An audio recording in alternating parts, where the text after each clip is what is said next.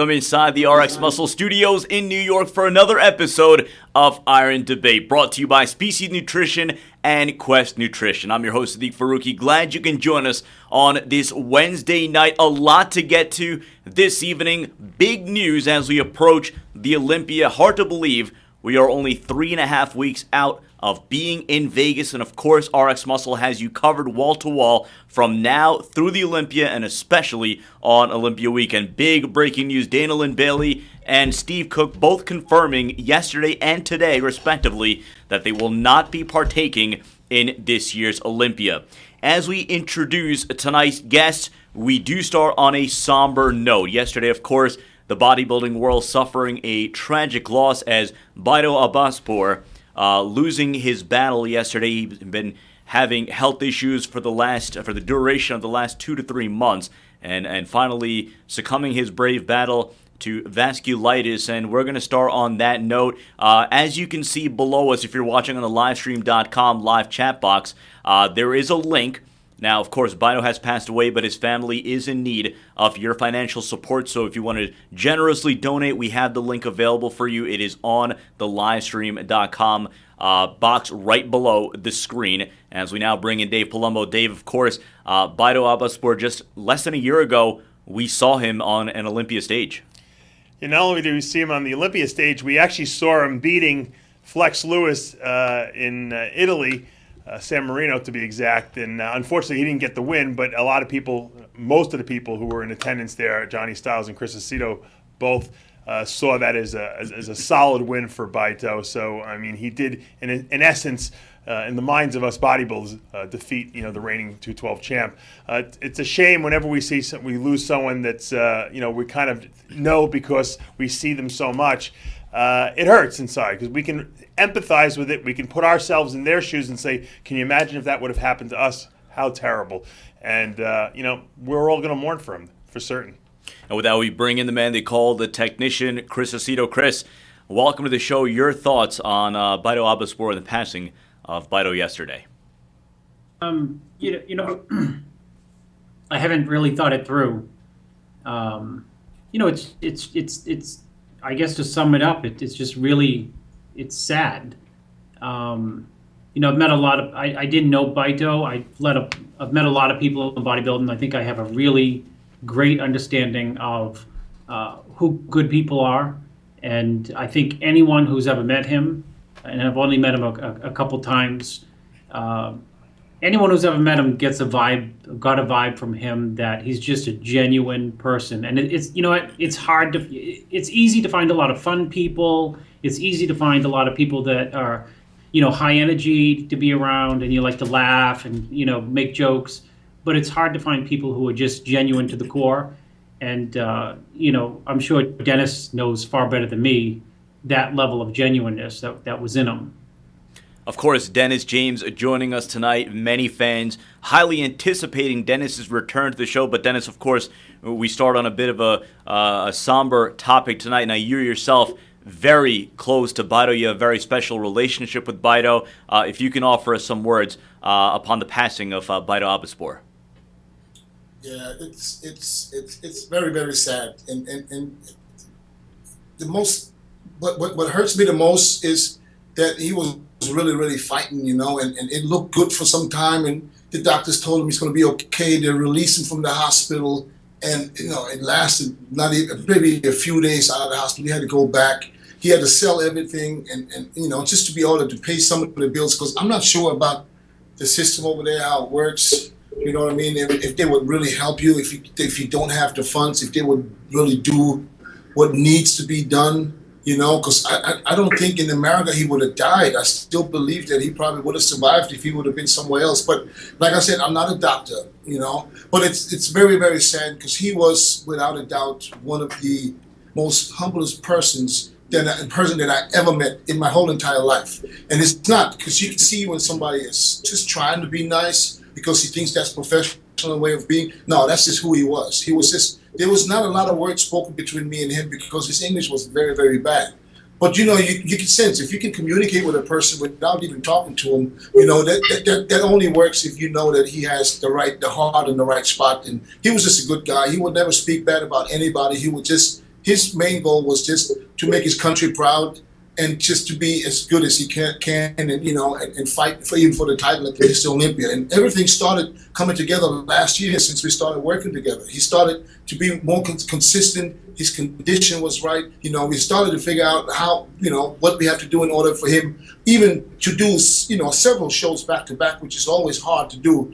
But we put it all together last year, and we ended the season with a tie, to the reigning Mr. Olympia, the 212 Mr. Olympia. And you know what it means. If it's a tie, he basically beat him, And I stood on the podium, so I was on stage with him. But I've seen guys in the audience that I know they know what they're looking at, and they gave me their signs. I mean, there's no comparison. But to say the least is, I feel very bad right now for his wife and his kid. His daughter is 9 years old. She just lost her father, and she saw him suffering all the way to the day he passed. So, and therefore, my condolences to his family, to his parents, and to all the people in Iran who are. I have never seen so many people support one athlete, coming from bodybuilding. It was unbelievable. And of course, RxMuscle continues to pass along condolences to Baito's family, his friends, and of course, the people of Iran. We know they were very fiercely passionate and supportive of his journey and, of course, during his final days. We now move on to our first topic. Of course, the bodybuilding and fitness world still rocked by Dana Lynn Bailey announcing and making it official today, releasing a press release on musculardevelopment.com that she is, in fact, not going to be competing at this year's Olympia. Now, she gave her reasons that between family, between her responsibilities, and all the business endeavors that her and her husband, Rob Bailey, are partaking in, she doesn't have the resources or the time right now to really be in full throttle to compete at the Olympia. So, Dennis, we're going to start with you on this one. What do you make of Dana Lynn Bailey not competing at this year's Olympia? Well, you know what? I didn't think she was going to compete.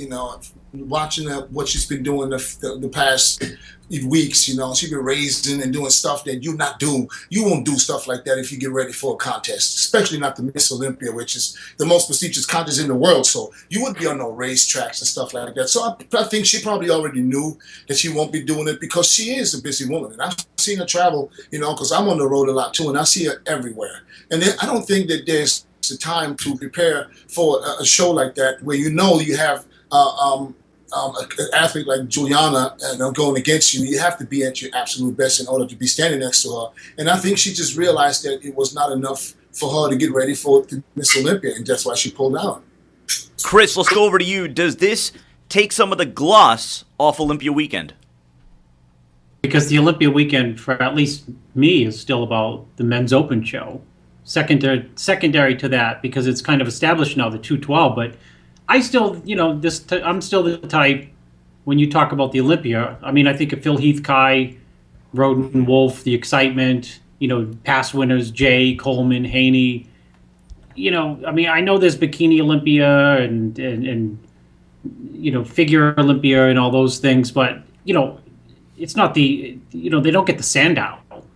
You have to earn the Sandow or buy it on eBay. There's only two ways to get one. But I mean, go ahead, DJ. It's still called the Mr. Olympia. You're absolutely right. No, I mean it's so when people text me like Dana Lynn Bailey pulled out. Is it earth-shattering news? It would be more earth-shattering, I think, if Juliana pulled out because she's a shoo-in. One. And two, if you want earth-shattering, it would be like, Kai broke his ankle or something, or has a hangnail, one of the two. You know what I mean? If Kai was not in the Olympia, or God forbid, if Phil had an injury and it leaked out, it would be like news, like, we'd have to have a special show, Phil out of the Olympia. We'd have to talk for 3 hours. DJ and Chris and Dave Palumbo going to speculate over what's going to happen now that Phil's out, and would fill the air for 3 hours of craziness. So, with her not being in the show, I know she's got a lot of Instagram followers and Facebook, but it's the show goes on and doesn't even miss a beat as far as I'm concerned. Dave, let me get you in on this again. Going into Olympia weekend, one of the sub themes was going to be that everlasting battle between Dana Lynn Bailey and Juliana Malacarni. Does that take away some of the zest of the Olympia weekend for you? It absolutely does. I think it was Dana Lynn Bailey's responsibility to be at that Olympia. I mean, she put this sport, the women's physique division, on the map. I mean, she's a rock star. I saw her at the Arnold Classic. People were like going nuts. It was like a roar of a rock concert when she walked out and did her routine. I mean, she's letting down this week, and she's taking the luster away from it. And I don't know why she wouldn't prepare for the Olympia. I know she's busy and everything like that, but you know what? You make that a priority. I mean, maybe she feels that she can't beat Juliana, but you know what? That's kind of like the sore loser attitude as far as I'm concerned. Oh, I can't beat her. I've lost twice to her, so you know what? I'm just not going to do the show. She's taking away the excitement for the fans, and I think that that's not right. That's once you enter the limelight and become a superstar, so to speak, you have a certain responsibility to the sport, to the fans. You can't just profit off the sport but then not give back to it. Her appearing at that show is her giving back to the sport, and to me, I think it was a bad PR move on her part. Even though she doesn't need the money, it's not about the money; it's about your image.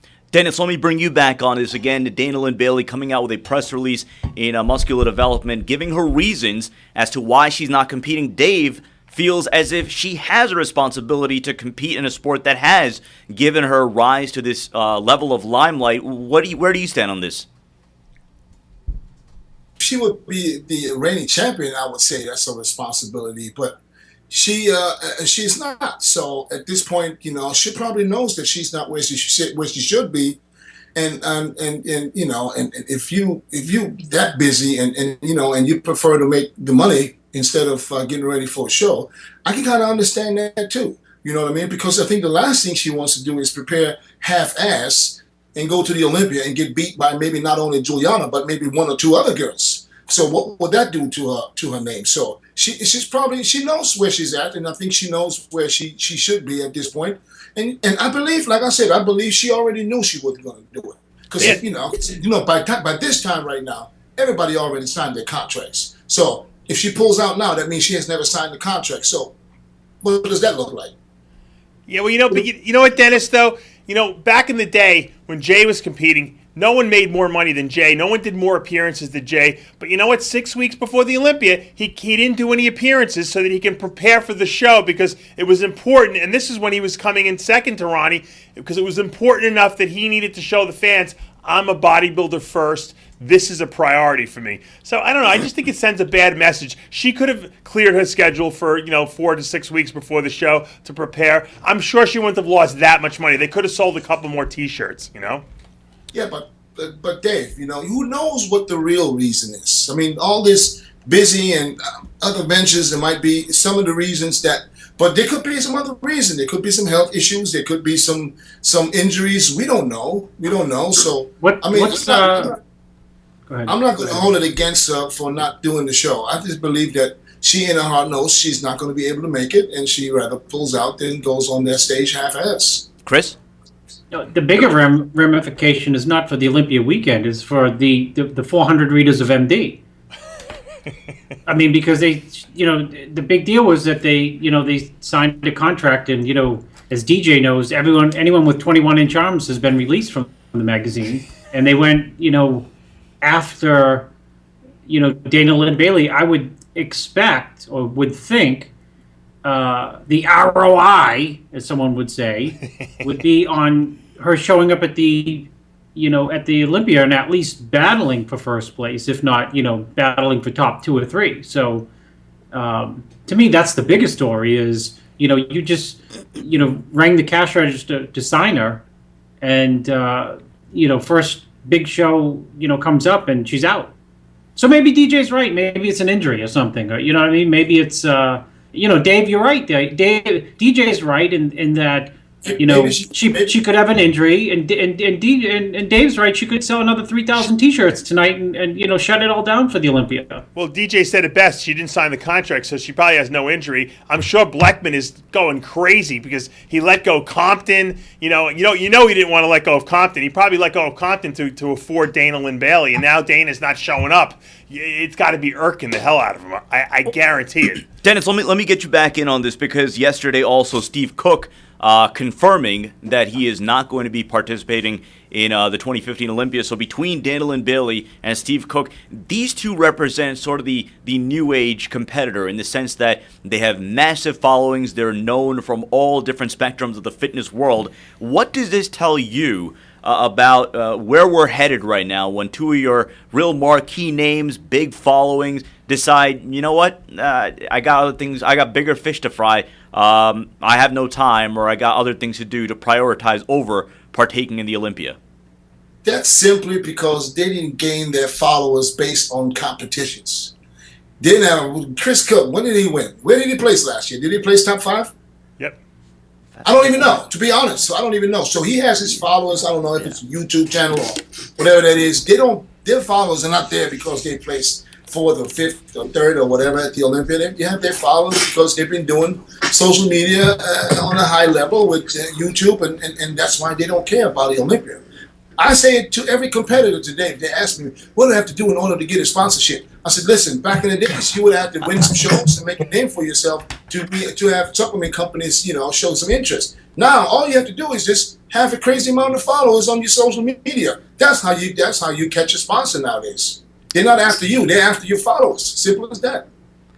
Dennis, is that a dangerous direction, though, in the sense where you have these marquee names giving priority to perhaps feeding their social media growing, then again, giving priority to the Olympia? What was the question again? Again, is that a dangerous direction for the sport, where some of these marquee names are prioritizing their social media following or placating them, then giving priority to the Olympia? If it was dangerous, then it's already too late, because that's just how it is at this moment. You look at people like Rich Piana, who will probably never be on any bodybuilding stage ever again, or some other guys that never even competed. You know what I mean? Have you guys been to the FIBO this year? Yes. I have never seen a FIBO where there was crazy amount of fans lined up, standing around booths for people that I had no idea who they were. They didn't even look like people.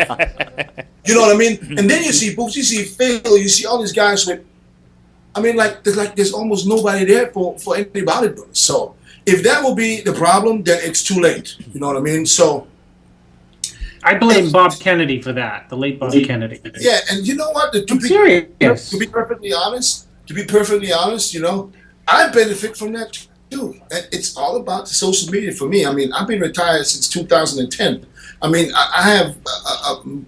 had more going on now than I ever had going on while I was competing, because it was simply not possible to do all these things. You know what I mean? So I kind of understand where you're coming from, because it's the Mr. Olympia. But I also understand that people out to make money, and if the fans are happy, and if that's what they want to see, because we still have to do it for the fans. So if the fans don't care if I compete or not, or do compete, you know what I mean? They want to see you. They want to be able to shake your hand. They want to be able to talk to you, and not have, trying to meet you while you carb depleted and, go spit on somebody because he's going to ask you the wrong question. You know what I mean? That's why I believe that these guys run around with all them followers, because they just have the time. They don't have the stress, and they don't have the pressure of competing in any shows.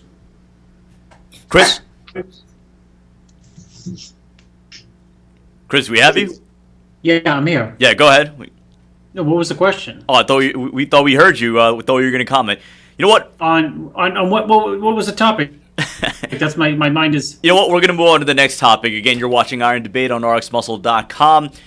We have a lot going on over the next 3 weeks to prep you for the Olympia. Next week, we're going to have Sadiq Hadzovic, Jeremy Buendia, Jason Poston. Yesterday, we had Juliana Malacarni. That interview is available on RxMuscle.com as well as our YouTube page. So we're going to have arguably the 3 biggest names in men's physique next week. Also, a star-studded cast from the bodybuilding and the 212 division coming up over the next 2 weeks. And then, of course, wall-to-wall coverage of the Olympia in Vegas. We now move on to our second topic, and this is one that has really gained some steam over the course of the last week or so, and that is Battle of the Gurus. Now, a couple of months ago after the Arnold Brazil, we had Guru Wars, and that, of course, took on a life of its own. This, a little bit different. This is going to be a panel with Chad Nichols, Hani Rambod, and George Farah. Dennis, you're going to be moderating this. Tell us a little bit more about it. there's absolutely not much I can say about it. All I know is that these guys are going to be going at it some kind of way, and whoever comes out on top is going to be crowned the guru, the king of the gurus. Well, Dennis, why are you not in it, and why are you moderating this? We would want to see, the fans of the sport arguably would want to see you on the panel. Yeah, because I don't consider myself a guru. I'm not a guru. You know what I mean? I'm Dennis James. I'm the motivator. I motivate people to do what they have to do, because a guru is somebody that's can magically transform you and make you do things that you don't want to do. So that's not me. I'm not a guru, and I never consider myself a guru, and that's why I don't even want to be fighting for any guru crowns, because I don't see myself as a guru. So I wish this is something that, for me, a perfect scenario would have been Chris on that panel. Of course, there's no guru war unless Chris is on there. I mean, we're going to have to give this guy respect, even if sometimes I want to choke him. But I got to give Chris the most respect that I have of all these guys, because he's been doing this for a very long time, and his track record just speaks for itself. There's not much you can say about Chris. I don't care if you like him or not. There's nothing you can say. So without Chris on that panel, I think it's a little bit... It's going to be a little bit easier for some of these guys, you know what I mean? And I don't like the fact that, it's going to be, maybe a win for somebody that might not deserve to win. So this will be something that's going to be held every year, though, from now on, as far as I know. So, I mean, just even if somebody wins this crown this year, he's going to get beat maybe next year from somebody else. Before we go to Chris, Dennis, give us a little breakdown as far as what kind of questions are going to be asked. Where are these questions coming from? Are they going to be fan-generated questions? Who's preparing them, and what kind of questions can we expect to see for the panelists? It will definitely be fan questions, too, as far as I know. And then there will be some questions coming from me, absolutely. Okay. So, Chris, we will go to you. And, of course, as you see up there, 3 gurus in our industry, and, of course, 2 of the 3 stars of Guru Wars taking place after the Arnold Brazil. So, Chris, fans of RxMuscle, fans of the bodybuilding world want to know, why is Chris the Technician Aceto not going to be part of this panel?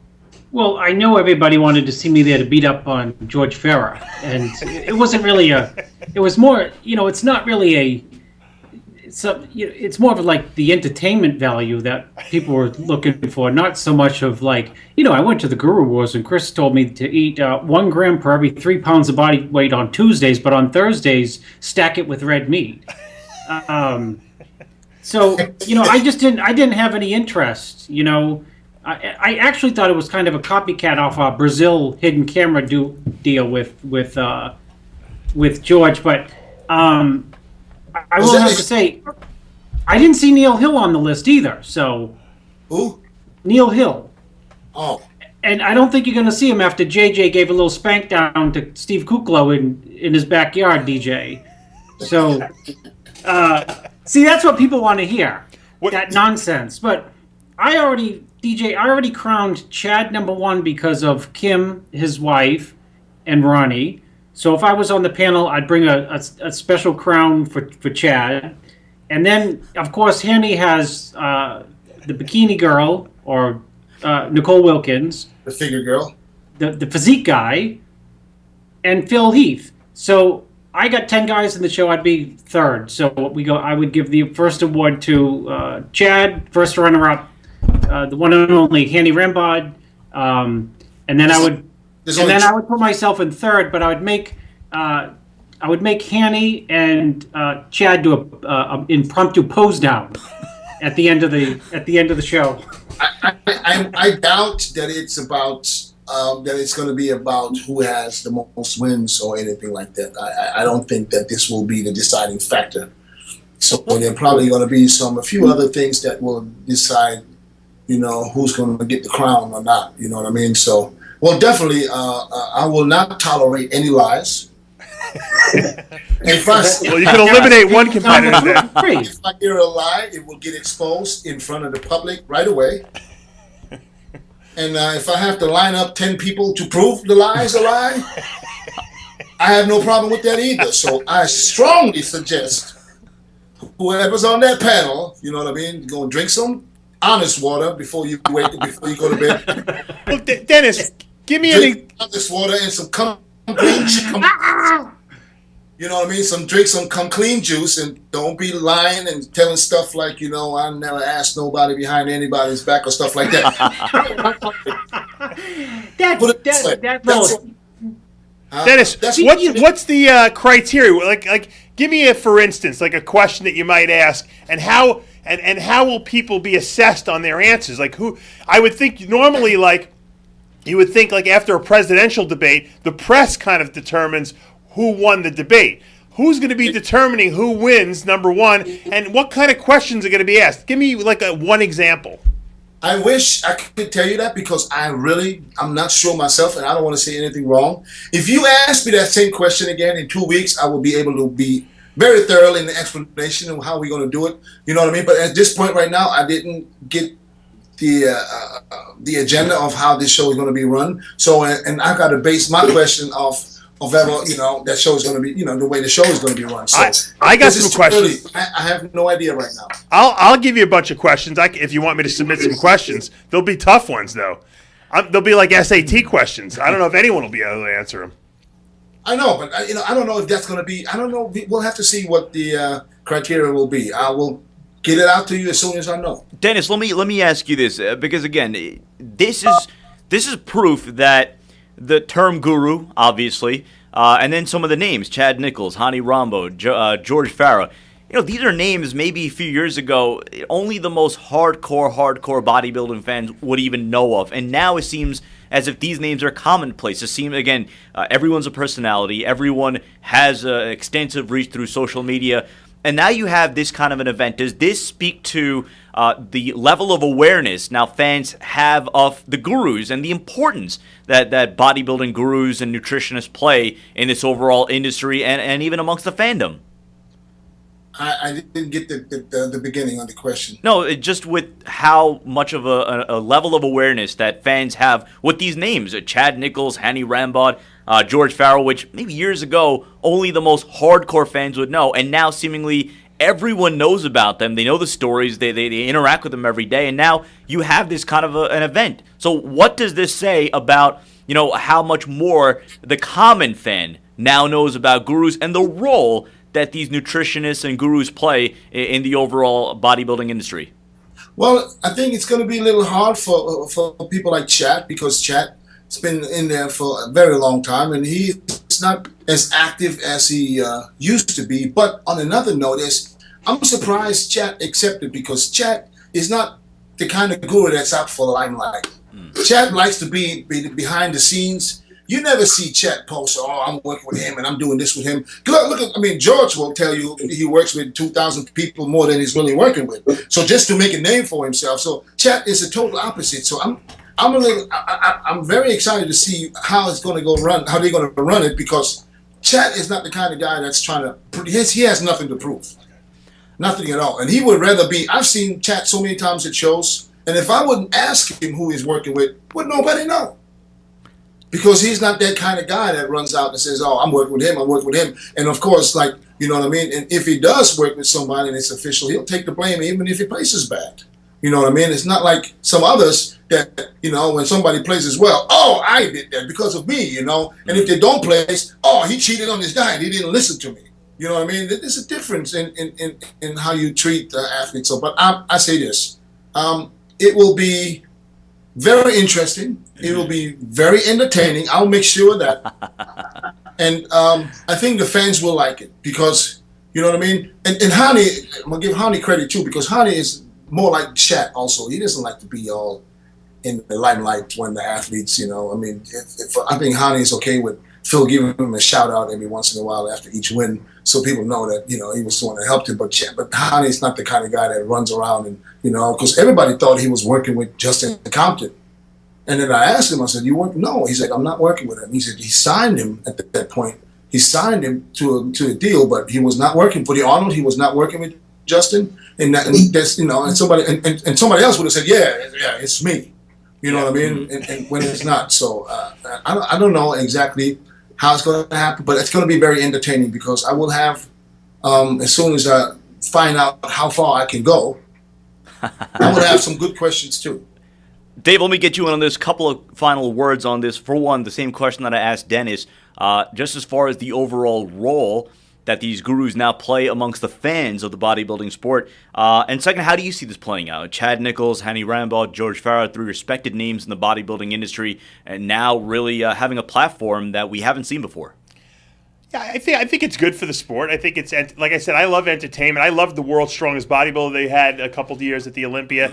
I think this is good. I'd like to see Chris get up on the panel. Maybe we could trade press passes for Chris appearing. You know, we'll have to run it by Rob and Shang. But I'm interested to see how some of these guys are going to answer some of the questions, because if you open the questions up to the crowd, I mean, someone like Boston Lloyd's going to be sitting there and they're going to ask Hani, how many milligrams of testosterone does Phil Heath use? And I don't know what these guys are going to say to these questions. I don't know how there's going to be a modicum of control over the competition, and I still don't understand how we're going to determine who's the winner and who's not. To me, it should just be an open panel, a discussion panel. But it'll be interesting to see what rules they come up with. I'm interested to see. We are going to step aside, but when we return, Kai Greene, is this Kai's last realistic shot at dethroning his rival Phil Heath? That and more Iron Debate rolls on in about 60 seconds on RxMuscle.com.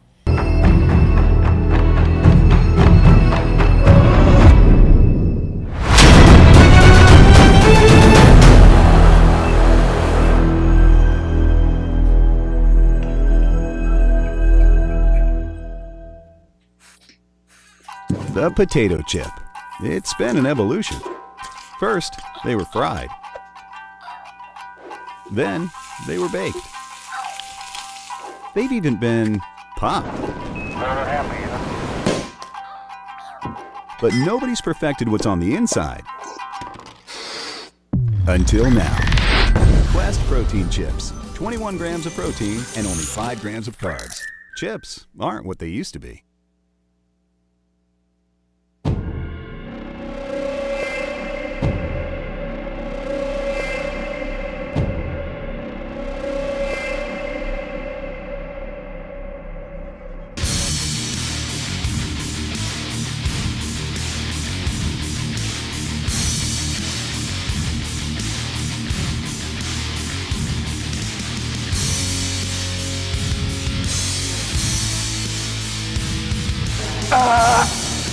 IFBB4 Kim Williams, what species are you?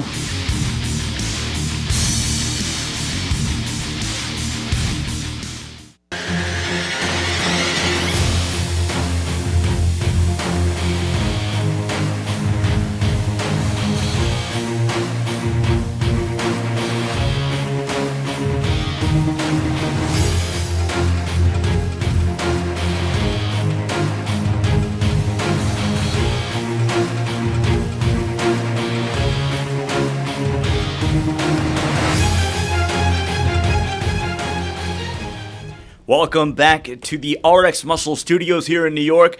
Iron Debate rolls on, brought to you by Species Nutrition and Quest Nutrition. We give a shout out to Results Nutrition, who will be sponsoring our Olympia coverage, the March to the Olympia, as well as all our wall-to-wall coverage the weekend of the Olympia. I'm your host, Sadiq Faruqi. Glad you can join us on this Wednesday night. A reminder, of course, with the passing of Baido Abaspour yesterday, we have set up in our livestream.com chat box. There is a show description. In that, you will see a link for a GoFundMe account that Dennis James, our guest, set up for Baido. It was really initially for him, but now obviously his family is in need of financial help. So we call on you, RxMuscle Nation, and fans of the bodybuilding sport to support one of our own to help Baido Abaspour's family. We now move on to our third topic of the night. This past weekend in San Antonio, Texas, we saw sort of a rising phoenix in and of itself with the Rising Phoenix. It was the Wings of Strength IFBB Rising Phoenix World Championship, which featured a women's bodybuilding event. Now, as you remember, there will be no women's bodybuilding event at this year's Olympia. So that essentially was the star showcase for this sport. Not only that, but they gave away prizes in excess of $125,000. Now get this, $50,000 in cash prize, and then a custom Jeep worth $75,000. So, Dennis, we're going to start on that point. What do you make of this whopping cash and car prize for the Women's Bodybuilding Elite Showcase this year at the Rising Phoenix event this past weekend? Well, that shows me how intense Tim Gardner trying to make everything possible to keep female bodybuilding alive. Because I think this is based on Tim, who really, and I know this is this couple, I can't think of the name right now. You know who I'm talking about, the lady with the red hair and her husband, I think. They sponsor the female bodybuilding event. And they always have Linda Morey with them too. So they're trying to save the sport for female bodybuilding. So, and I think they're doing a great job. I mean, by putting that much money out in female bodybuilding, I don't even recall that the Olympia had that much prize money. You know, is that 50,000 total, or is that 50,000 for the winner? 50,000 for the winner, plus a custom Jeep. Yeah, I think the Miss Olympia never got that much money. Chris, what did you make of the overall prize for the winner of the Rising Phoenix competition? What do I think of it? The money, you mean? The money is great. I mean, the money's fantastic. But what do you think of the statement that shows this sport? It's a statement made by the promoter and the people who put up the money, but it's like trying to resuscitate the rotary telephone company. You know, the phones where you connected to the wall. You know, putting money into it's like funding a bad business. Meaning I don't see. While it's admirable, it's fabulous, and I support it. I mean, meaning orally, I'm not doing anything to support it other than say I support it. I just can't see female bodybuilding coming back from the dead. I mean, DJ's talking about going to FIBO and seeing guys with 9.5-inch arms with lines 2.5 hours long, and people walking by the men bodybuilders. So what's that say about female bodybuilding? I just think that it's almost somewhat a relic of the past, and I don't see the only way to save it would be if there were 3 of these shows a year, because I just don't see people coming through the NPC trying to do the USA in female bodybuilding aspiring to win a truck and the 50 grand. Dennis, let me bring you back on this, because Chris stands at the point that even despite the cash, the custom Jeep, that this is it's a futile effort in his opinion. He supports it, but he doesn't think that this can really reignite the women's body division. Where do you stand on that? Do you see this kind of a statement as something that could reignite interest in the sport and further viewership of the sport and the sport in general? Absolutely not. Because how can it reignite if it didn't even work with the Miss Olympia still being out there a couple of years ago? So I remember I had a conversation where the Miss Olympia was supposed to be on a different day because they said they couldn't even find a $10,000 sponsor for the Miss Olympia. That's why they put it back to the Olympia weekend. So if the Miss Olympia can't make money, then there's absolutely no way that these smaller shows, even Tim is trying his hardest, but if he would put that show by itself, he would probably sell 100 tickets. You know what I mean? So that shows you that there's no way that this is going to come back, because I don't think anybody travels or pays a lot of money to see a female bodybuilding. I mean, like Chris, I totally support it too. I just can't see it happen no more. You know what I mean? I mean, the Miss Olympia is gone. Arnold Classic let it go. So why would a show with $50,000? It might bring a lot of competitors to that show every year. Absolutely. I think there'll be 100 girls on stage next year, but there will be only 100 people in the audience. So unless you put that together with another show where you think you sell tickets on based on what other categories you have, I don't think there's a way to keep female bodybuilding alive. Dave, let's get you on this. Both Dennis and Chris both agree that this is not really going to reignite the bodybuilding division. What say you? Had it been a show where they gave away 25 grand, I would have agreed with them. I think if the Wings of Strength people are really serious about holding, the 4 shows during the year and then this Rising Phoenix as their so-called Olympia, and they're going to give away $50,000 first prize, they're going to give away the Jeep, and they're going to give away some heavy prizes to the top 5. I think it might reignite the sport. I think that you might get some physique girls who are in the pro division saying, you know what, I'm pretty close to these girls in muscularity. Why don't I go over there and try to collect a little cash? Matter of fact, Juliana Malacarni told me that yesterday. Had she really realized how much money there was, she would have gone and done the show, because why not? I mean, even if she comes in third, she makes more money than she'd make at the Olympia. So I think it might bring more people from women's physique over to women's bodybuilding because of the cash. Dennis, you're a competitor. You know, you went to the shows, the Masters Olympia, because there was cash on the line there, and that's a very good enticement for competitors. And if more competitors come to the show and start vying for these high cash prizes, that's going to bring more interest to the sport. And that's always been the problem. Now, I don't think there's any business model here. I can't see how the Wings of Strength people are going to make any money from this, but if they got the money to spare to put up, I think it might reignite the sport. I do. Dennis, where do you stand on that? Do you see a point that Dave just made, a possibility for physique competitors to now decide, you know what, I'm going to try my hand at this new division? There are going to be 100 girls on stage next year, but they're going to be only 100 people in the audience. So if from a business point, as a promoter, you're going to lose money. How long are you going to do that? You're going to do that once, twice, and then you're going to stop that shit right away. Chris, what about you? If you lose $200,000 on the show, how many times are you going to do that? If you want to lose $200,000, come with me to Vegas.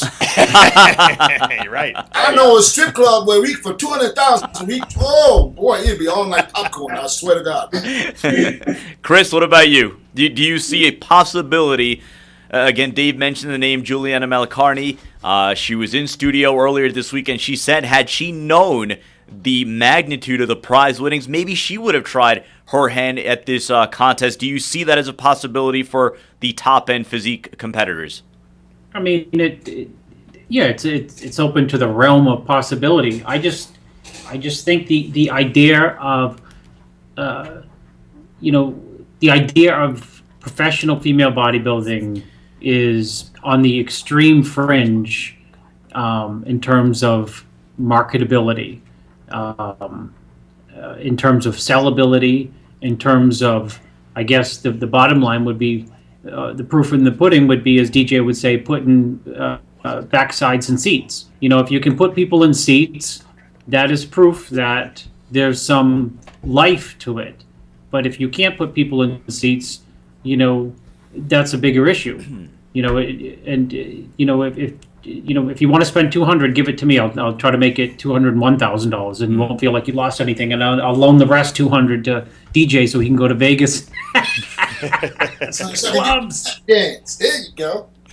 Except DJ going to a strip club, and he's got like 400 million followers on Facebook, so everybody will know him the minute he walks through the door. He can't go in. You have to go in with so your family don't get pissed at you I don't hide. In a disguise. I didn't know what I do when I go. Oh, I don't hide. Hide for what? I go to strip clubs it's official. And that's why DJ is good. He tells the truth. That's why he's the moderator of the Guru debate. I don't go to the strip, but the difference is I don't go to the strip clubs because of the girls. I go to the strip clubs to see my friends. Yeah. I mean, to have a chat, you chat, and while you chat, make it rain a little bit, here and there. I don't make it rain, to be honest. I'll make it drizzle, though. So, but basically, everywhere I go, if I go to a strip club, it's only because I know the owners or the people that run it, and when I'm there, I go say hi to them. I have to. Well, the have to part. What the have to? Out of friendship, he's got such a tough life, Chris, doesn't he? I know. I can't go to. That's why he still looks 34, dude, because he's got that tough life where he goes and lets it drizzle on the weekend. That's right. I can't go to Tampa without seeing my friend Warren at his place. I can't go to Vegas now to see. Now you're putting in plugs for companies. Huh? You're putting in plugs for different. He's probably sponsored by the strip clubs, Chris. I know, but he's listening. He's gonna somehow 6 degrees of separation. He's gonna say, "I heard DJ put in an indirect plug for me for my Tampa strip club." Yeah. No, I didn't even say the name of the club. I would never do that because I know I'm on. I'll Google it right now. Yeah. Well, but anyways, so to segue from strip clubs to our next subject, I don't even know how we're going to do that, but we're going to move on anyway to our fourth topic of the night. if you can all get your minds out of that place. We move back to bodybuilding. Kai Greene, last year coming in second, and of course one of the subplots to the entire Olympia was his showdown with Phil Heath, was his blow-up at the press conference. Many still wonder, was that all play acting? Was that all real? Was that a show of emotion? Then everything that happened on stage with Phil Heath. Is this one of those top 10, top 5 rivalries of bodybuilding? Well, now people want to know, is this Kai Greene's last realistic shot at taking the title, at ending Phil Heath's reign? So, Dennis, we're going to start with you. Kai Greene, do you give him a realistic shot at winning this year? And if not, do you see this as his last realistic chance at taking gold in Vegas? Okay. DJ just crossed his arms, so you're gonna get the smackdown right here. How many times did Kai place first runner-up now? Is it 4 years? Sorry? Come on, expert. Dave? Four times. 4 times. So I think that the judges are tired of giving him shots. It's at this point where, look, well, he had 4 shots. How many times the fans want to see him get second to Phil?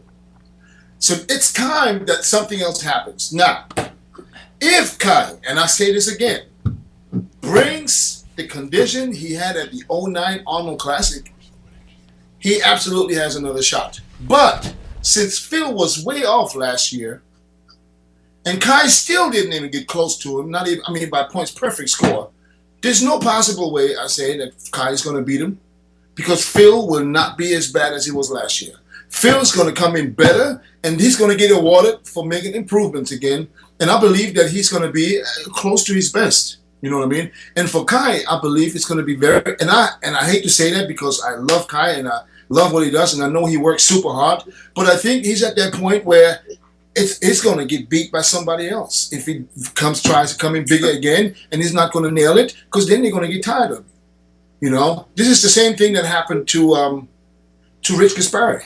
Rich Gaspari was spot on, but you can only play second so many times. This can't be no rivalry that lasts 5, 6, 7, 8 years. Come on, man. This is bodybuilding. We have new guys, and like I said, unless Kai really nails it and Phil doesn't, I don't think he will get even second this time. I think he will have a hard time placing second, not because he doesn't deserve it or he's not good enough, because I think that it's just time for some mix-up in the front somewhere there. Chris, what about you? What do you say on this with Kai Greene coming in second last year with all the histrionics? This year, people are marking this as potentially his last realistic shot at taking the crown. Where do you see his chances, and do you see this as his last realistic shot at winning the Mr. Olympia crown?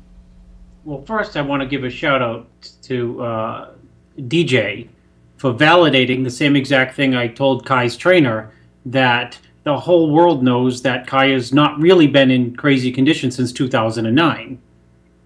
Yep. So we can replay that video over and over. In terms of Kai having the ability to beat Phil, I think, I think Kai is between a rock and a hard place. He can't, if he comes in bigger, he's toast. And if he tries to come in harder, he has been harder. I'll give you the example, quote, 2012, harder. If you really go back and look at the pictures, he was harder, but he didn't have anything like the gnarliness harder than he had in 09. In other words, in 09 was the year that he had the Coleman-looking muscle. That was the first time we went like, holy shit, what is that? And then from there, we've seen a paring down of it, 2012, meaning like lean and not holding water, but not, not overwhelming. 2013, too heavy. 2014, too heavy up into the last 4 days, and then he turned too light. There is an issue with this prep for sure. So, I think he may struggle to get the last call out against Phil. And I don't know the only thing I know about Phil Heath, other than last year, was the first year. Phil Heath has been off 3 times in his life. The first year he did the Arnold, he disintegrated into a swimmer at the very end. Remember that? He was like crazy running into it, and then he got fifth somehow. He looked That's when he looked small next to Dexter. Yes, he looked tiny. So that was the first time he was off. The second time he had the bad fish. That was 2010. He got sick. And then last year he was off, but really not for the finals. You know what I mean? It's like, he showed up in prejudge and it was like, shit, he's off. I think the prejudge ran quick and he's off, but at no time did I'm like, well, Kai's, smoking him. And then someone said to me, well, Phil will be much tighter and fuller tomorrow night. And I said, everyone says that. Sure enough, he was much tighter and fuller the next night. And I think it was a, case closed for his win or for Kai's loss or for Kai's second place. So, I think the excitement in the show, and DJ would probably agree, is the damn press conference, because they're going to have to quaalude up, Kai, so that he doesn't pull an Aceto on a Farah and lose his temper. And Phil, for God's sakes, the guy's got the best physique in the world, but he's so sensitive. If you say your calves were better the year before, he's going to slam it down and say, this is my Olympia, which it is his Olympia. You know what I mean? I love to make fun of Phil because he's the champ, and he backs it up with his physique. He says some ludicrous shit, right, at the press conference. Right, DJ? He gets so sensitive, and he comes across, and I don't know if this is him in real life, but he comes across to me as like arrogant and like superiority complex. And I always say this, he deserves it in lieu of what he keeps bringing to the Olympia stage. How many times are we going to go to the Olympia and say, wow, Phil really brought it?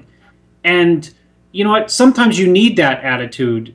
Phil's attitude, I'm sure, coming into the show is, man, it's my effing show. And Kai's has got to be, because of the press conference debacle, you don't have to tell me this is exactly the way it really is. He's going to come into that press conference subdued and trying to play it down and calm, and they're going to try to loop him into some trick questions, and and it's going to affect his physique. You watch. He's going to come out like laissez-faire for the prejudge, and it's going to hurt him.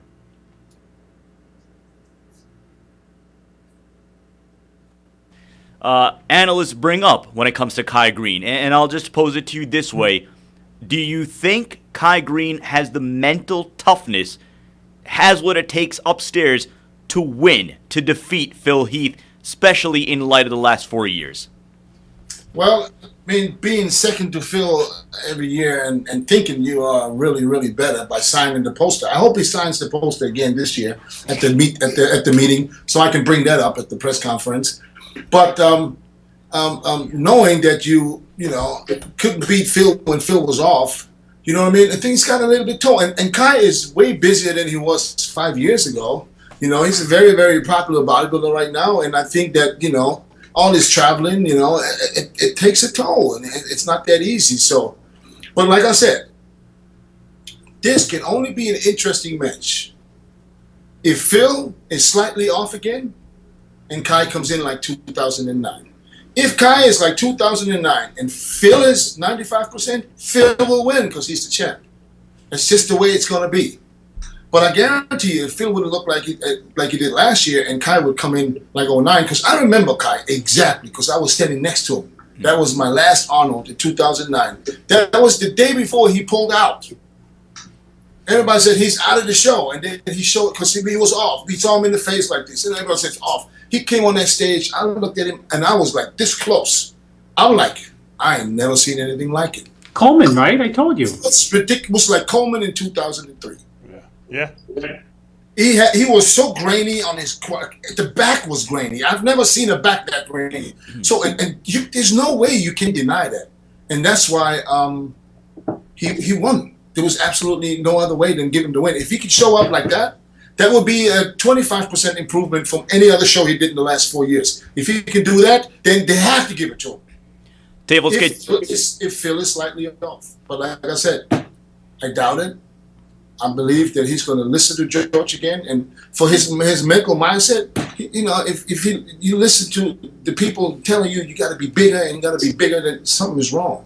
I mean, if he doesn't just stop thinking he needs to be big, because no matter how much he's going to weigh, he's always going to be big.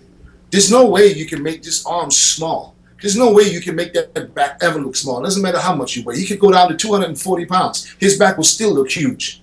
So, and unless he stops worrying about what others put in his head, because it obviously didn't work the past 4 years. So it's time to either don't listen to the guy or just do something different. Listen, the real problem is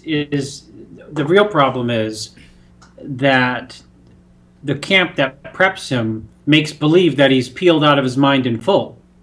So if you're told that you're peeled out of your mind in full, then you are really, it's either a political decision or you're like right there. And that's why I use the litmus test. You got to have those tests. The 2009, that's what real freakiness looks like. And, now we talk about it like it was 2 years ago, but 2009, 10, 11, 12, 13, 14, 15. Plus, I agree with DJ, throw these guys on the road. And you know what? There's a difference between training at home and having the luxury of training at home all the time or a lot of the time, like you probably could do in 09, versus, like you do, you're in Tampa strip club today and a Vegas strip club tomorrow. He's in a, he's strip club the next day.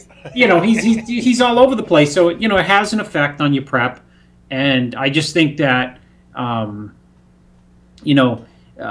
Phil has a more, killer instinct. Dave, what about you? Again, the topic is this Kai Greene. He's going into what many people think is his last realistic shot at winning the Olympia. Do you think he has it in him to finally get over that hump? It's never your last shot, because look at Dexter Jackson. He's still winning shows. And we counted him out already 5-6 years ago. I think the problem is we keep comparing Kai to 09, and he's not the 09 bodybuilder he was anymore. His physique has changed. He's older now. He's not necessarily smaller. He's just not proportioned the same. We saw it in Ronnie Coleman's physique. As Ronnie got towards the end of his reign, he didn't have the same physique he had in 01 and 02 and 03 and 99. I don't think Kai has that physique anymore. We're never going to see the 09 physique. The question is the 2015 Kai Greene good enough to beat the 2015 Phil Heath? And I don't know if the answer to that is ever going to be yes. I think, Jay Cutler said it to me, I don't think that Phil could lose for the next 8 years, because I don't know if there's anyone around who could beat him. Now, I don't necessarily know if I agree with that, because I think that Roden and Wolf have, really pushed hard. Obviously, Big Rami's always a factor if he could ever get himself in shape. I think that Kai Greene's issue is his mental state. And I think Chris made a very, prophetic or very insightful comment to George Farah in that Guru Wars video. He said, Kai's never been as good as when he was with Oscar. Now, Oscar might not be as good a guru as George Farah is or proclaims to be, but Oscar knew how to get inside Kai's head and make him believe that he could win. And that's what he did with Oscar. He won. He won 2 Arnold Classics. He won a lot of other shows before that. He was his best with Oscar, despite whatever dysfunctional relationship they had with each other. And I don't think that George can give Kai the mental fortitude he needs to show up at the Olympia in his best shape on the right day and win the event. And I think that that's where the problem lies. On a more minor, go ahead, Dennis. Definitely not if he's doing what he's doing with the other athletes. He might do it with Kai too, because I know he's doing it with what's his name, Fred Smalls. He comes into Fred Smalls, looks at him the day of the show or the day before the show, and the first thing he said, "Oh, you should see Kai." And maybe he does the same with Kai now. Maybe he goes in and says, "Oh, you should see Rami." That's how you really get in somebody's head. You know what I'm saying? Well, Dennis, on a more minor note, just a short while ago, Kai Greene's and his longtime sponsor, supplement sponsor, Muscle Meds, separated. So now, again, the report is that Kai Greene left them, wanting more money. What do you make of that, especially the timing of it, just weeks out of the Olympia? Was it a good decision on Kai Greene's behalf on leaving Muscle Meds where he was, on solid footing? It all depends on the people around it that advise him what to do. I mean, there could be several reasons. I mean, obviously, Kai did very well the past 5-6 years, and Muscle Meds made a shitload of money off of Kai. So I'm pretty sure that Kai, I don't know how much he was making, but I'm pretty sure Kai just said, because there's a difference if you're a bodybuilder and you're at the expo and you got 5 people ask them to take a picture with you, or if you have hour-long lines where you have to miss meals because you can't leave the fence standing. So, there's 2 options in my mind. Either he asks for more money, so he don't have to do what else he could do, and if they don't want to pay him what he needs, why not do it yourself? I think he could do it himself. If he has somebody behind him that says, listen, we can do the Kai line, we can do our own supplements, we don't need, Muscle Meds. That, I believe, will be the news we will get pretty soon, and I believe that he will have his own supplement line. Chris, what do you make of him leaving Muscle Meds? I think it's a catastrophic decision. It's a poor business decision. You know why? When you go 1 month without a $40,000 check, in 2 months without a $40,000 check, in 3, while you're trying to get your line going, and then 4, and then your line goes gangbusters, and you have thousands and thousands of dollars worth of sales, and you get your percentage, and it's $12,000. You say, I had a good deal. I mean, you need the key to staying afloat and getting ahead is income, money coming in, and the risk, of course. Although Phil seems to have taken a risk, but the risk, the very real risk, is you start your own company and it might not go, or the other risk is you go into the Olympia and you don't get second. I mean, you're not going to lose your fan base, but you will 18 months down the road when whoever beat you, if he gets lower than second, is really hot. Dennis Wolf comes in, gets second.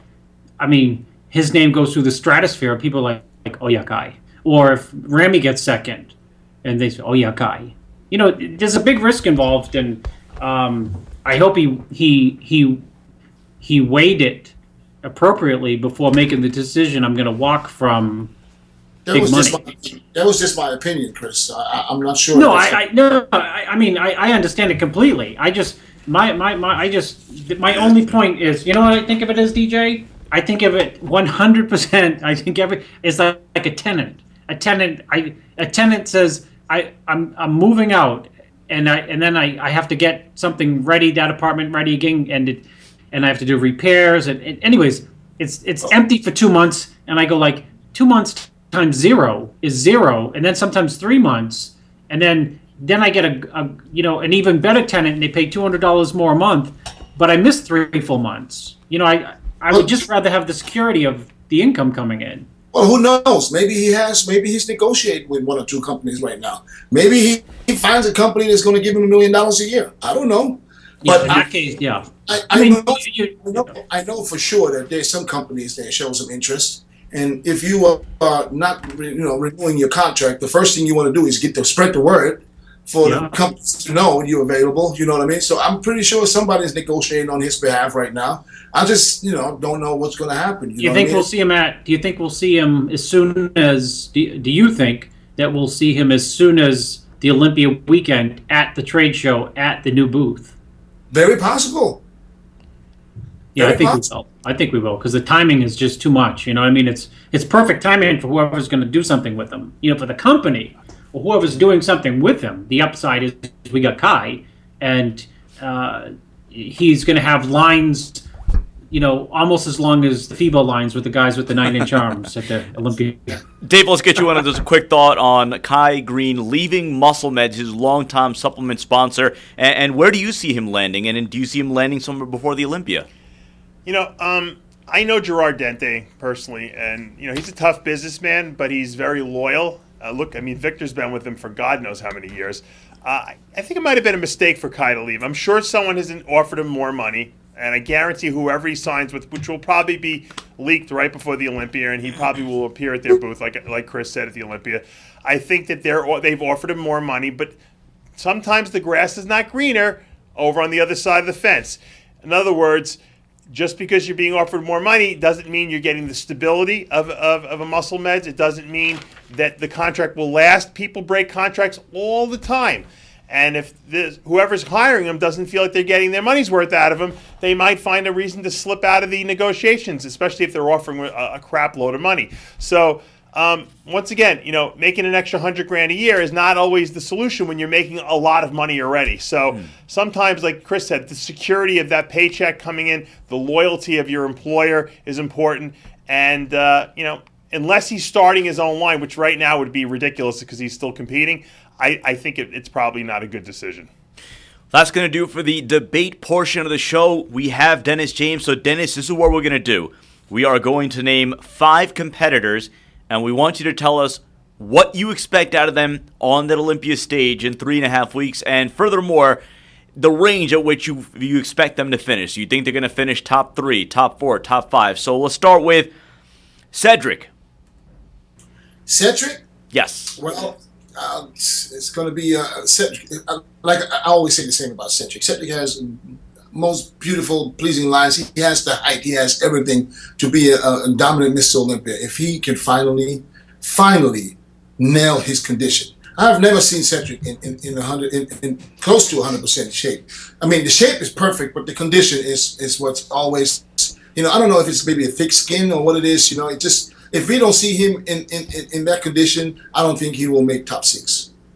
All right, moving on. Chris, did you try? Hello? So there's not much you can do about it. Oh, there's okay. a I thought we T. There's lost a you T there. separate my first name and Jesus' first name. All right. We're close. We're close. Yeah, I heard something and I was like, where is this coming from? All right, next name, Dennis Wolf. Dennis Wolf will be peeled. I saw him 2 weeks ago. He was here. He was. If they would have had the show 2 weeks ago, he would have easily won that show. Really? Wow. Oh yeah, he was peeled. I mean, he was already peeled, and so and Dennis, of course, he's been in the top 4 for the last 2 or 3 years. Him and Roden be battling, but I think that this year him and Roden both be battling for the 2nd place. Where do you see him finishing? If you had to make a prediction. That's up to Roden. All right. So let's go. If Chris messes up, I think he will place 2nd. Okay. The Ageless Wonder, the Blade, Dexter. Oh, you cannot count out Dexter, and I will never. I have him in the top 5 without a doubt. Wow. If any of these guys I just mentioned, Wolf, Roden, and whoever else is going to be in the top 5, Dexter is going to slide right past him. Because they know he's going to be in condition, and he looks like he did gain some weight again. And if he can nail, we already know what he's going to look like. So Dexter will be in the top 5. If anybody ahead of him is not 100% on, he will slide right and take his spot. We now move into the man that many feel won the competition last year, arguably the biggest X factor. What do you look for out of Sean Roden? If I hope that getting this big in off season is not going to hurt him. But if he's doing what he's been doing, Chris and him, if he comes in the condition he had last year with an added size that I saw on him all year, I mean, I saw him at the FIBO and I was like, damn, now you really look big, because he was usually never impressive in off season. He was only impressive when he was in shape because of his small, joints and his little tiny waist. In off season, he looked unimpressive. He looked like a bodybuilder that could have been the NPC guy. You know what I mean? But this year, first time that I see Sean, where I can say, damn, you got bigger. You know what I mean? If he can nail the condition and he kept the lines and everything, Sean going to be a real threat. We're going to be a threat all the way up to Phil. Dennis, we actually just did get a really good question, and we were talking about the Rising Phoenix Championship, and that contest was broadcast by Flow Muscle. It was a pay-per-view broadcast. Do you see this as a direction of the future of the bodybuilding sport, pay-per-view, perhaps even a Netflix-type model for these events? That will be absolutely awesome. That will be I'm not talking about the American fans, for the fans worldwide. That's what you want to do. I mean, this is a money market right now. I mean, if you would cover these shows And I don't think anybody would have a problem paying $5 or $10 to watch the live webcast. I know I wouldn't. So that's something that, somebody better come out and do it. You know what I mean? We will definitely, I'm going to live commentate the Olympia this year for on Flex Online. So there will be the live webcast, the same thing that bodybuilding.com used to do. So, but I don't know what's going to happen in the future and all the other shows. But I think that whoever gets the rights to cover the shows on the live webcast, I think that's a smart business move. Dennis, I think you just broke some ground here. So to get this straight, there will be a live broadcast similar to what bodybuilding.com did last year, and you're going to be an analyst. There'll be a live webcast. I'll be hosting it I have another co-host, and it's going to be free on flexonline.com. Bob Chick, number 2. Huh? Bob Chick, number 2. Bob is on stage announcing. He can't Solomon. No. I hope it's not Larry Pepe, dude, because he's always... Well, I think I speak for the entire bodybuilding Dave, it's world. not you, and you haven't told me, is it, Dave? No, they don't. They won't let me anywhere near the broadcast booth. Believe me. I think I can speak for everyone. I say it will be exciting, Dennis, to have you on that. Now, the name that's going to attract maybe the second, maybe the third most buzz going into Vegas. Obviously, he made a big splash at the Arnold Brazil, someone you know very well. What do you look for, and where do you think he's going to finish, Big Ramy? Well, everybody who knows me knows that I want him to do. I want him to do so good.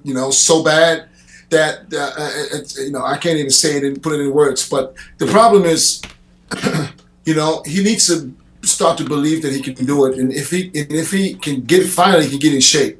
Which now after all, it's been 4 or 5 years that he's competing now, and it's getting better. He's getting bigger, and I don't think he's necessarily getting better when it comes to condition. So if he nails his condition, we all know what's going to happen if he nails it.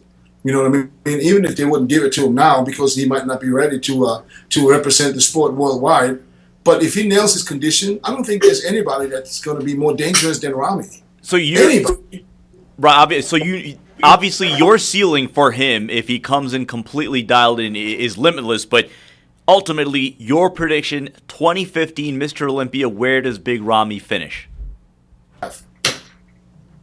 I'm sorry, we didn't catch that. Top 5 or top 6. Okay, top 5. Chris, your quick prediction. Let's go with just name them out. I'm gonna give you the name. You're gonna say where they're gonna finish. Cedric. I agree with DJ. Unless, what, Cedric's issue is that if he comes in Brazil condition, he's got to be somewhere between Brazil condition and Arnold, where he was 4th fullness, which is like, you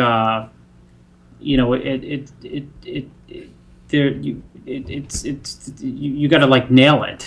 All right, Dennis Wolf. And if I knew how to nail it, you would have heard the formula right there. I would have said, "This is this." So okay, your final placing for Cedric. Somewhere between he could go as somewhere between 5th and 7th. Dennis Wolf, where is he finishing? 2nd to 3rd. I think Dennis Wolf has probably the hardest time. He's got the easiest time placing 2nd, or the hardest time placing 2nd, just because he has like 9. There's 9 Dennis Wolfs. There's 2 full and ridiculously big. There's peeled out of his mind and, quote, too small, so I've been told, because I've never really swallowed the Kool-Aid that he's too small. And there's like just right, but when he's just right, they go, you're 3rd. So, it's on paper, 2nd should be technically, really easy, I would think, but it just, when he's too full, you're too full. When he's too like peeled, they're like, we want you fuller. And when he's like right in the middle, they're like 3rd. You know what I mean? Dexter, where's Dexter finishing? Dex is guaranteed 5th, and if as high as 1st if they all. Rodin. Dexter will be either 5th or, oh my God, I don't want to predict this. Not because I don't like Dexter, but God, he could be battling for way higher than we think. Only because he might pull some shit out of his hat. You know what I mean? I mean, Dexter's still a guy who can do like 4 shows and like everyone's beat up and he's better on the 4th show. And you say, "Did you eat anything?" "No, I didn't eat anything the last 4 days. 2 meals and, peeled. Really peeled, not fake peeled." Roden. He could potentially press Heath all the way. He's either going to push Heath right to the end or not. Simple as that. He's bigger for sure. And it's going to be 4 pounds, and that's it. And that's enough. I know he's fat as a pig in the off season, and people. But he's been like that before. Really, 1 year before. The last year he was even fatter at 7 weeks out. With less muscle. So I think he has the potential to push Phil. That's why I sent you that back shot, Dave. I guess you can summarize it. So I think he's dangerous because he is bigger. He will be in great condition. The big curveball is, and I think it's to his benefit, is when you get him under the lights with his small hips and big front double. You know what? I think he'll play like this for Sean. Sean came on last year. He came on in 2012. He did great in 2014. He was really peeled, probably a little bit too flat. But 2012, 2014, he came on, and the second he hit a front double bicep, wow. You didn't have to really see anything else. Right. Like something big is going to happen. And I think because he's even bigger, I think he's going to come on, hit a front double, and people are going to say, like, okay, he's battling before they even see anything else. And I know he's brought his back up. So the big question, where does Big Ramy finish? Your final prediction on that? I think Ramy will have conditioning issues. I don't think that, and for the same reason Kai has them. I was in Brazil, and you can look at 400 photos of him and Cedric. And Cedric was clearly, markedly in better condition, far better than Ramy. And yet people from the Ramy camp were under some delusion that he was peeled. Am I right or am I right, DJ? I wasn't there, but I guess you're right. Well, they thought that the condition was, quote, nailed. And I said... If he said that he's delusional, then, I mean... So the problem is if, I have 3 kids and they say, if you're the great, they give me a trophy, it's right up there, it says you're the greatest father in the world. If I actually believe that, then I'm going to end up being I'm not, you know what I mean? All right, so Dave, let's wrap it up with you. Let's get your top 5, your predictions, and again, we'll probably revise those later down the road. But right now, what you see, who's qualified, and all the chat leading up to the Olympia, 3.5 weeks away, your top 5. Let's start with the 5th. After listening to DJ and Chris do their analysis way more in depth than I was expecting, I'm convinced that the places will be the same as last year. Phil, Kai, Roden, Wolf, Dexter, and Branch. And I think Branch is going to sneak in there like he always does because Big Ramy will be out of shape. The only person that might move in there and kick Branch out would be maybe Juan Morel, because Juan is looking pretty damn crazy. I see him at the gym every day. He's very impressive. He's brought up a lot of his weaknesses, and I could definitely see Juan grabbing that 6th spot. To be honest with you, I don't know if anyone is going to be any different. Like I said, the only thing that would change my placings would be if Phil was off or Kai was off, but they're so much ahead of everyone, it seems like, at least in the judges' minds, that they would have to be really bad not to make the top 2 again. And I just don't know if that's going to happen. I saw Kai Greene footage of him guest posing, I think it was 2 weeks ago. I was not impressed with his conditioning.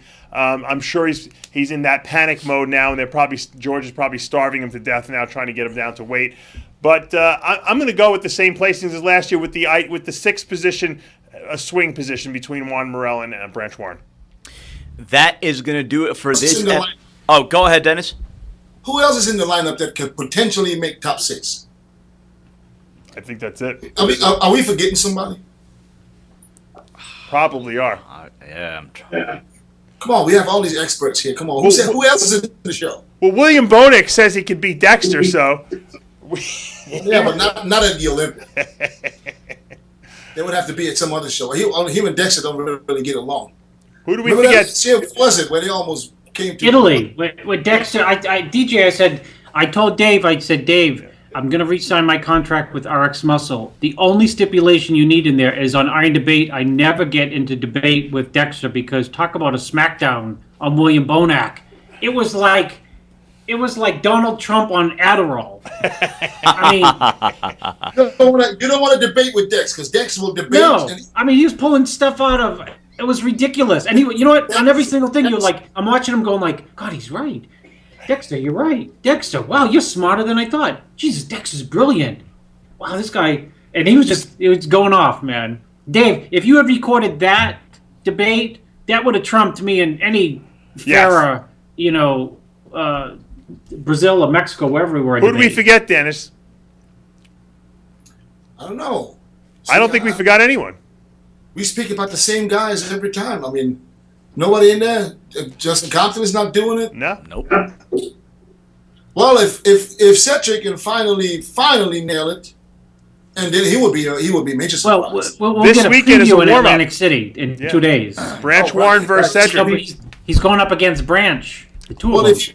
if he beats Branch in Atlantic City, I'll put Done. Cedric in the top 6. Yeah. With that, That's we're prejudging. I'm worried about Cedric because and I believe what you say when you said done. He must be crazy looking right now. No, he looks good. It's going to be him and. I mean, I just figure the prejudging to the prejudging is the Atlantic City prejudging, and I think that. I mean, DJ, you tell me, the worst thing, or the best thing for Branch is to compete in a smaller show against Cedric, because the contrasts are so enormous. Whereas it's nice to have the convenience of having another freaky white guy, not white guy, but another freaky guy like. I mean, Branch benefits by having like Rolly Winkler next to him. You say Rolly's freaky, but you poke holes in his physique. Oh, but Branch will benefit from being Branch and being a top 6 Olympian, even high as second, where Cedric never been in the top 6. So that's the advantage Branch has to go into the show. So Cedric would have to nail it in order to beat Branch. But if Cedric beats Branch, that's the best thing that can happen to him right before the Olympia. That will put him in the top 6. That is going to do it for this episode of Iron Debate. Again, Dennis, Chris, we thank you so much for joining us. Again, we have so much planned for you over the course of the next 3.5 weeks. Next week, we have Jason Poston, Sadiq Hadzovic, Jeremy Buendia, the men's physique trio that everybody's going to be talking about going into Vegas. Our interview a couple of days ago with Juliana Malikarni is available now on RxMuscle.com as well as our YouTube channel. This show is going to be available on our YouTube channel momentarily as well as on livestream.com. For Dave Palumbo, our producer Johnny Styles doing an excellent job as always. Keep it locked to RxMuscle.com and the Muscle Central Forum. Have a good night.